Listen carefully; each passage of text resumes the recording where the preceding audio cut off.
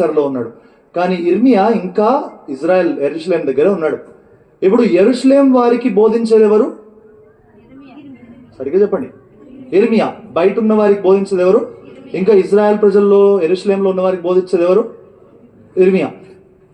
చెరలో ఉన్న వారికి, చెరలో ఉన్న బందీ గృహంలో ఉన్న, చెరలో బాధపడుతున్న వారికి ప్రవచించడానికి ఎవరు దేవుడు ఎవరిని పంపించాడు? యెహెజ్కేలు. దానియేలుకి వద్దాం. ఇంకా అప్పుడే తొందరపడకండి. మీరు తొందరపడే వాళ్ళని తెలిసే మెల్లిగా వెళ్తున్నా నేను.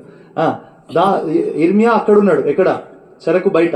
చెర లోపల బంధించబడిన వారు, చెరలో ఉన్న వారికి ప్రవచించటకి ఇక్కడ యెహెజ్కేలుని పెట్టాడు. దానియేలు రాజుల ఎదుట పెట్టాడు. ఇప్పుడు యెహెజ్కేలు రాజుల దగ్గరికి వెళ్ళలే, కానీ దానియేలు వెళ్ళాడు. అర్థమవుతుంది అనుకుంటాగా? దానియేలు రాజుల దగ్గర, అధికారుల దగ్గర పెట్టాడు. దేవుడు కొన్ని స్థలాల్లో పెడతాడు మనుషుల్ని. మీకు అర్థమవుతుంది అనుకుంటా. దేవుడు కొన్ని స్థలాల్లో పెడతాడు. ఒకేసారి ఒకే సమయంలో దేవుడు వాడుకుంటాడు. ఇర్మియాని అద్భుతంగా వాడుకున్నాడు. బయట ప్రజల కొరకు, లోపలున్న ఈ చెరలో ఉన్న ప్రజల కొరకు యెహెజ్కేలు వాడుకున్నాడు.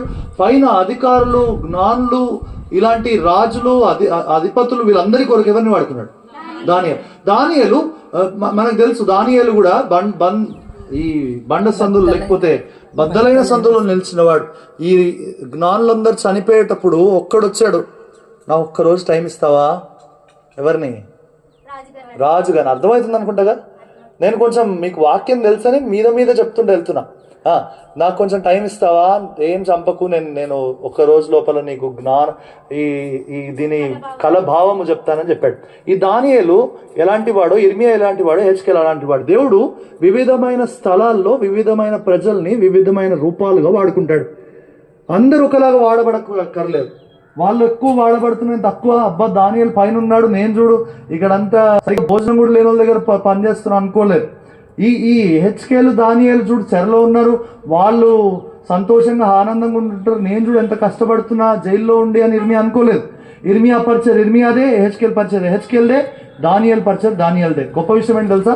ముగ్గురు అద్భుతమైన ప్రవక్తలు, ముగ్గురు ప్రభు రాకడ గురించి చెప్పారు. ముగ్గురు అన్యజనుల్ని, బయట వారిని అందరినీ ఎదుర్కొన్నారు.